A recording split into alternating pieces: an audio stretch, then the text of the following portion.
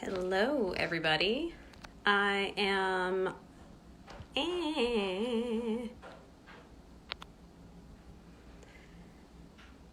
Let's see.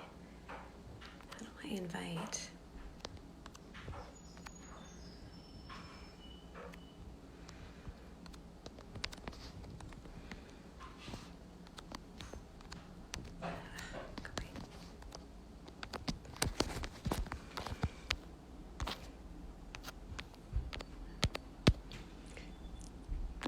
Let's see here.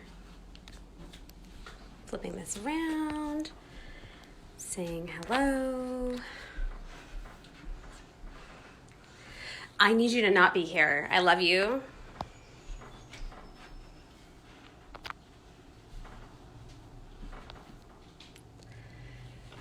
Not cool.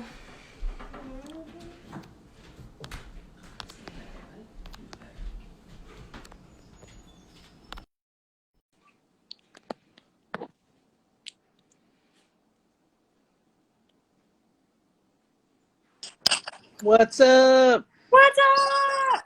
How are you? I'm Oh, doing all right. Looks like you are super cozy there. I wanted to hang out with my kitty friend. This is I, Sam. I don't have a kitty friend, but I do have a different friend. Well, and I don't want to draw attention away from the art. This is my kitty. Hi. This is my kitty friend. So She gets lots of pets too. I'm sure. I'm sure. So welcome to the dining room gallery. This is your first time here too, isn't it? It is. This is all your stuff.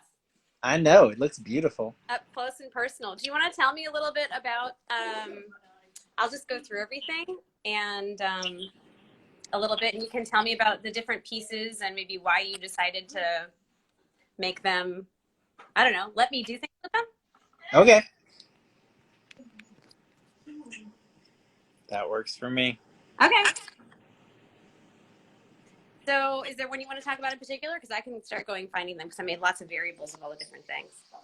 So the Crow and the Fox piece, that's based on an Aesop fable, the one beside the opossum back there. And the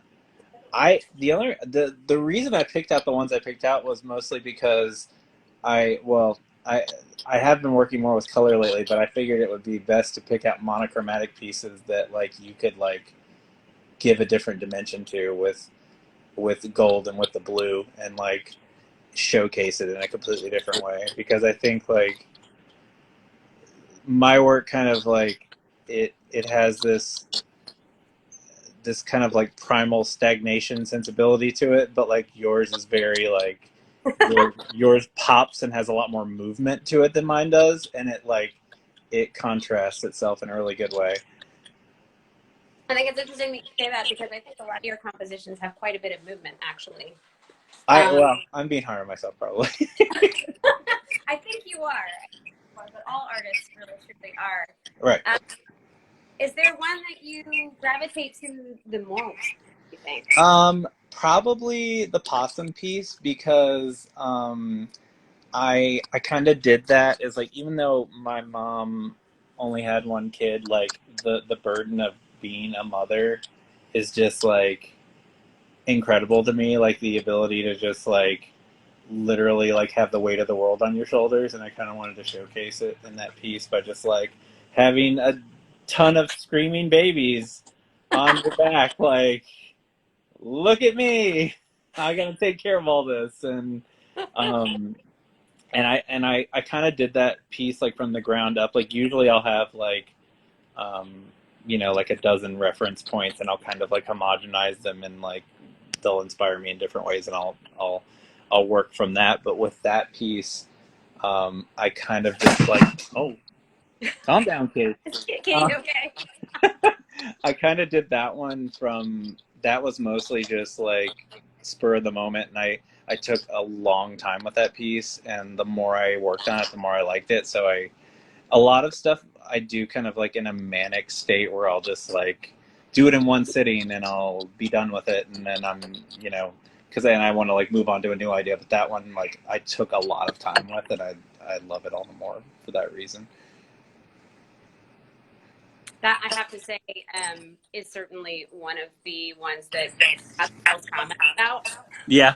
So I think that might have to also do with the fact that it's like super Appalachia and super Tennessee as well. Oh yeah, for sure. I mean, you grew up in the area, right? Yeah. Well, half. I grew up half in Southwest Virginia and half in Florida, and then I moved back here for college. Yeah. So I'm not from the area, so my only experience with possums was like once underneath my lawnmower up in New England. Oh. They're not everywhere. They're not. No. Ew. And they're marsupials, which is so weird because we think of like marsupials as like just being like Australian exclusive animals.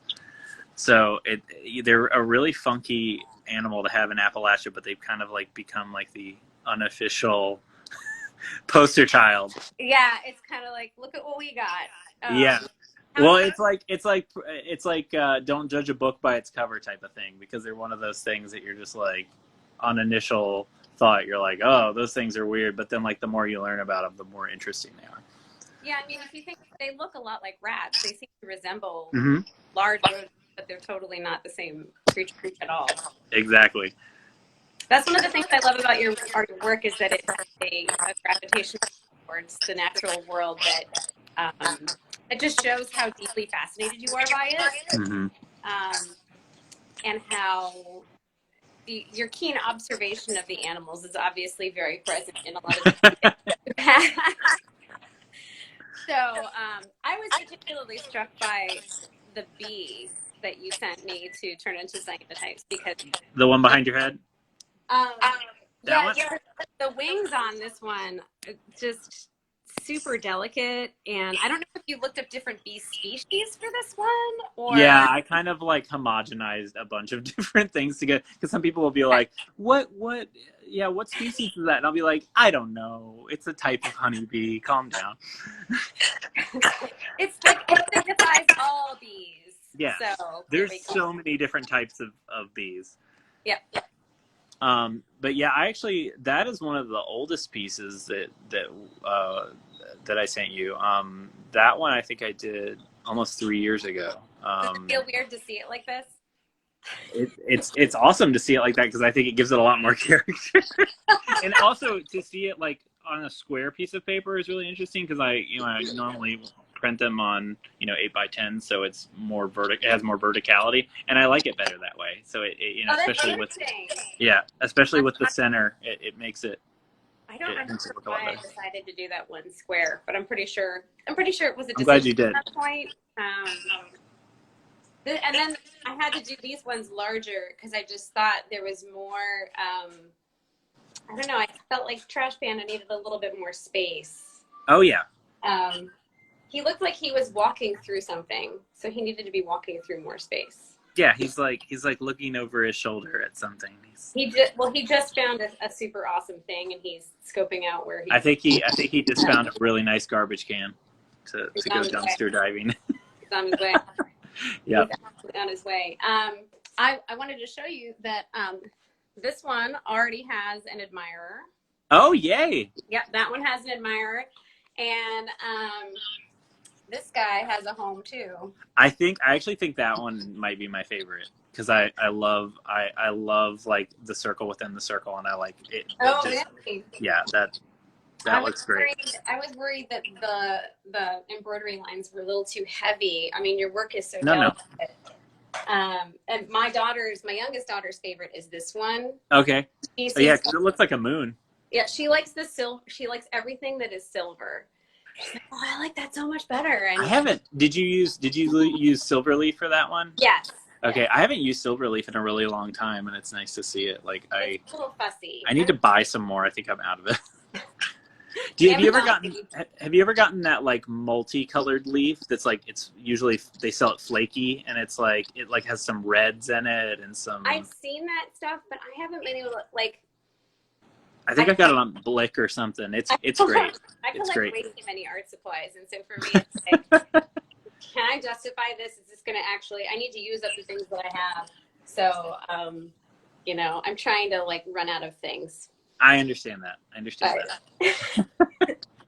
I I always like, it surprises me when people like the silver stuff because I always like the contrast of like something hot. Right. Cold, A different you know? color. Yeah. But I get it. I get it. I get it. Your work was a challenge to print, actually. Not through any fault of yours. But you have so much tonal range in your drawings, and what happens with cyanotype is it likes to compress everything into. Of course, yeah. So I can't do a lithograph print or like anything that's God. That's why like my friends who work in ink and they just like able to like put everything on a shirt and everything. I'm like, yeah, that must be nice. It must be super nice. Yeah. Yeah. People are like, why don't you put that on a thing? And I'm like, yeah. I finally got one of my pieces to work on a black shirt, and it took forever to get it right. It took forever. It was, oh my God. I've been trying to do that for a year, and it finally worked. Because you know how like there are those shirts that like have the they're just like imprinted on and they feel gross, you know? Yeah, it's like a big square that. Yeah, and they were, and the printing company I've been working with, they were like, that's the only way we can do it. And I'm like, no, we have to find another way because I want it to be comfortable. And it took forever, but we finally got it. Yeah, those screens can be so fussy sometimes. I've only ever tried to do screen printing with like, solid shapes. Right. And all of that. And, your work is not bad. No, it is the opposite of that. It is amorphous AF. No, but it's great. And I also really, really enjoy the connection that you make between earth and sky. Just it's super overt, but it's also always interestingly applied. You come up with new ways to do it in each piece. So that's fascinating to watch for what it's worth. Thank you. Do you have anything else that you would like to say or talk about in terms of these pieces specifically? Well, I want to talk about how you came about your process for these. You mean like how I decided to do these, or like? Yes. Well, honestly, I looked at your work, and I guess one day I was just like, I wonder what that would look like. It was just me looking at that and going, oh, I wonder what that would look like, and wondering what it would look like, and it was mostly like, oh, I wonder if I could actually print that and make it look good. It was sort of a technical challenge thing for me. Right. And then of course I was also thinking like, it's a monochrome image, I don't have to work on color separations or anything, so maybe lazy, a little bit lazy, but it was still challenging, and I'm very proud. I tend to work it repetitively, so I did my test negatives and I made little tiny ones. So I made like little zoomed in test prints of the areas that I really wanted to make sure I got the detail right. And then once I got that time and that contrast level down, I would then blow them up further, because this is basically like a darkroom process with darkroom. Right. So I just basically had to pretend like I'm in a darkroom and print them small. Then I print them larger, and it was funny. Like I would actually print them. I would print the negatives first at a particular size to see if I liked the size. So I had initially done a trash panda that was like, on an 8x10 or even an 8x8, and I was like, no, he looks too tiny. He's not good. But then the bumblebee, I was like, oh, this guy, he doesn't need to be super big. I mean, no. Well, and it's like, it's fun to do things like proportionate to size, right? Like, especially when you're like having like a bigger animal next to it. Like that's always cool. It breaks it up in a nice way. I like that. And I have to say, this guy, like this composition is my favorite because the tail goes like, it makes it just go like this, and they're looking at each other. And you just get caught in like an endless spiral of whatever's going on in the middle. Yeah, and I like that your additions to it are like it kind of like has this like shoestring kind of feel to it. It's like, and it gives it more movement, and it has like I think my one issue with that piece in its original form is like sometimes I don't always make the best use of my negative space, and with that, like it fills it out more, and that's what I like about it. Gave me room. Exactly. I didn't know it, but that's what I was doing. No, I enjoyed that each piece had something different that it would let me do. You know, there were some where it was like the variations were, oh, this is absolutely the thing that it needs. Right. There were some where it was like, okay, well, I've done it that way and I've done it that way. What else can I do? And you know, it was more of a push. Right.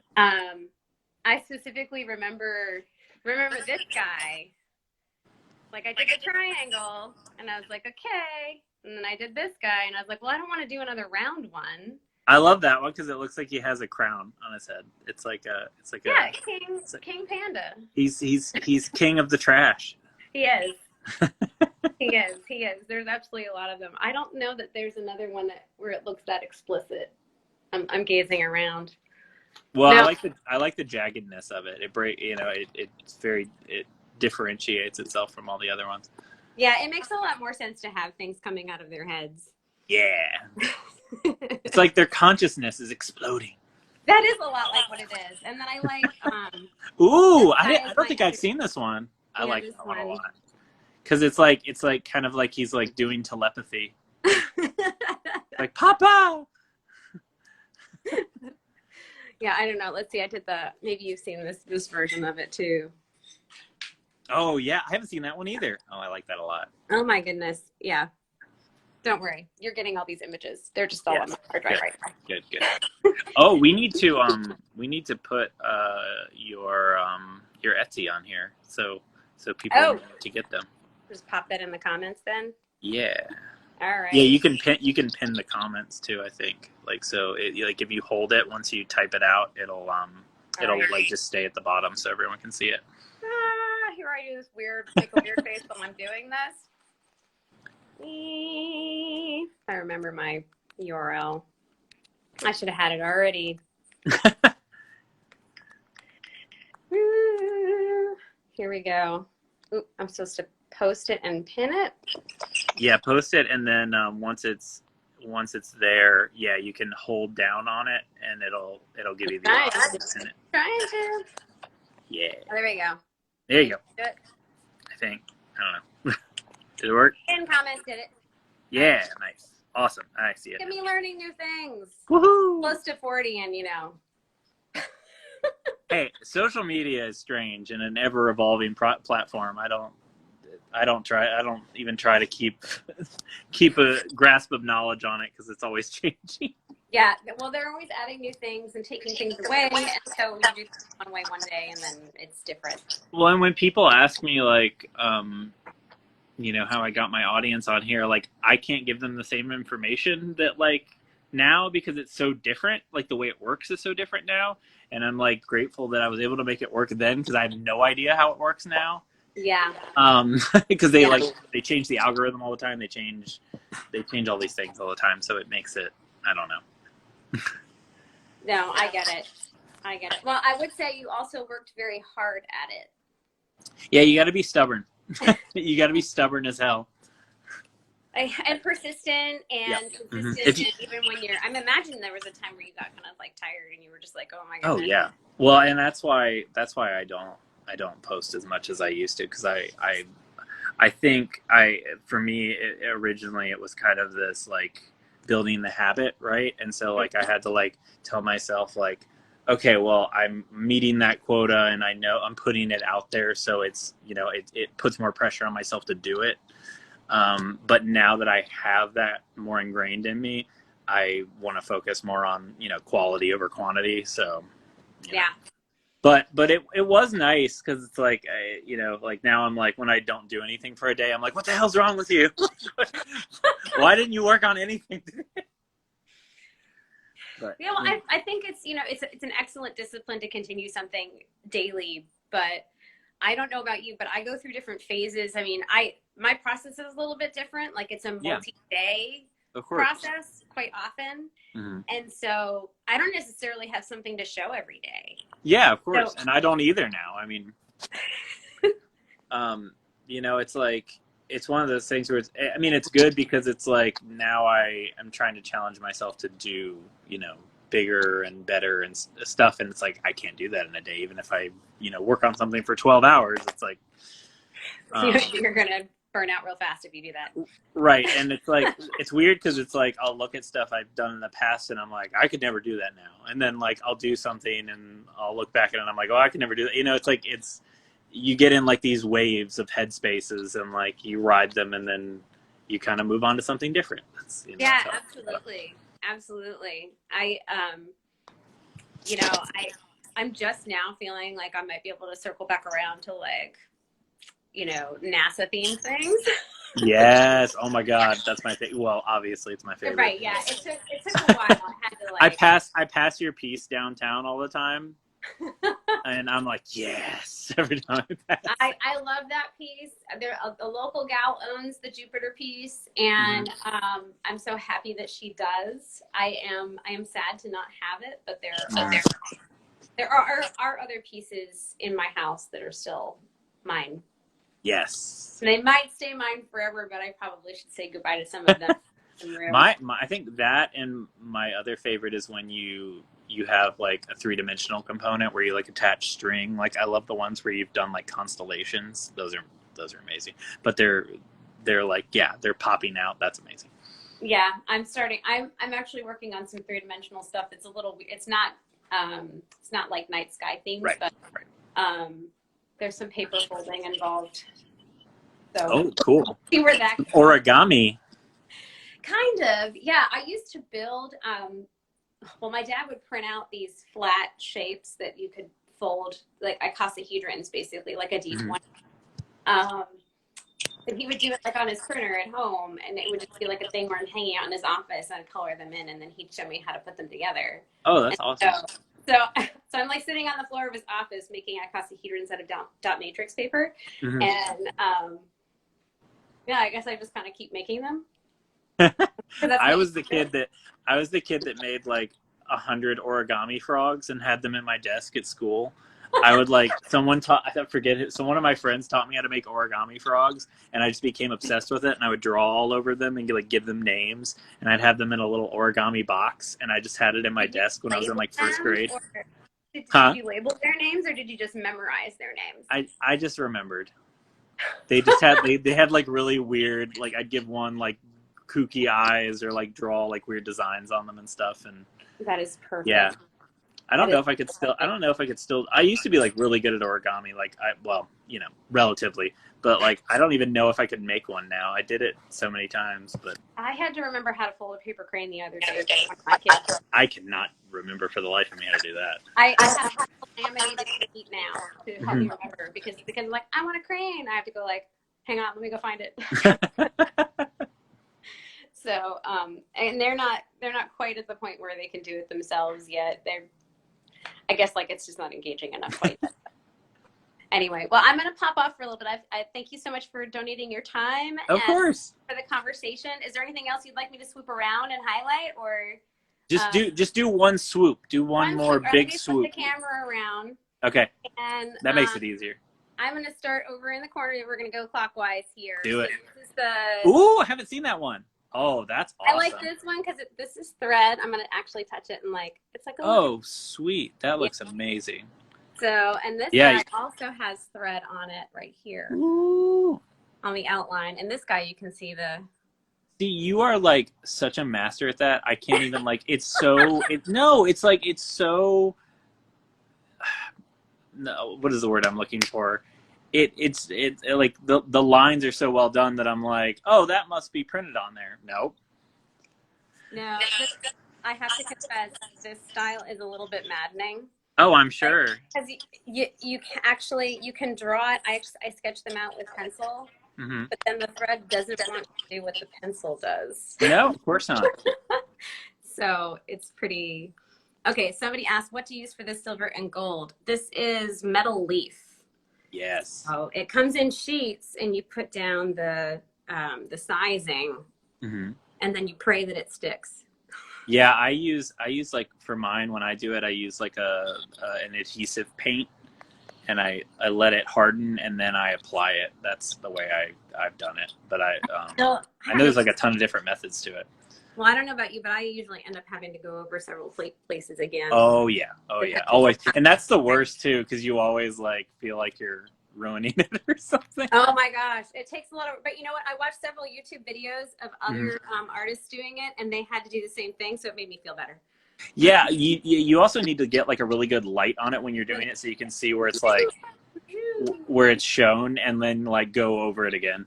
Yeah. Oh, I love that one. Oh my god, I love. This one I actually used little silver paint. It's not quite as shiny as the. I love that. But there it is. I might steal one of these. I might buy one. Go ahead and steal one. It's fine. Okay. This one is my favorite. I love that one. This one's my favorite. I'm just gonna pet it. And this is my other daughter's favorite one. Oh, I didn't see that. I hadn't seen that one. That one's good. Yeah, and this one I experimented a little bit with letting the frame go around the negative. I think that works really well for that one. Some of them I wasn't too keen on it, so. And then here's this little guy. Yes. This guy came out darker than some of the other ones, and I kind of liked it, so. It's funny because it's like I can tell which pieces of mine are older than others because like the ones that are newer have a little bit more depth to them because they're not. I don't know if I can tell. Right, like tell as easily. Yeah, like the possum and the fox and the crow, like they shine through better with that print style because of that. I think I can see what you mean, that like there's just a little bit more dimension in the form of right. Getting better every day. We're getting better every day. You know. And I learned a lot in this process, and I'm super grateful to you for entertaining my crazy idea. And also, I will. If you ever want to do it again, I will continue to. Dude, we totally can. In the future, we could do a reverse process where you give me something, and I don't know what I would do with it, but we can figure it out. Oh, I'm gonna let that ferment in my brain. Let that ferment. And figure out what that would look like. I'm really excited.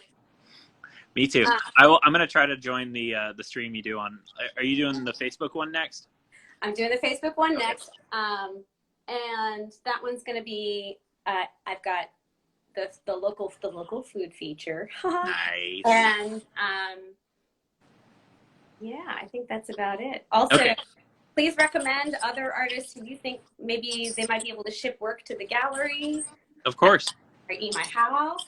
And because I would love to do this for more local artists, you know. We need to do like a Neo app group show or something. That would be really cool. That would be super awesome. I think pretty much anyone we ask would be down. So let's talk about that. I'll get you off of here so you can do the Facebook one. Okay. Awesome. Bye, Jocelyn. Thank you. Bye. Bye.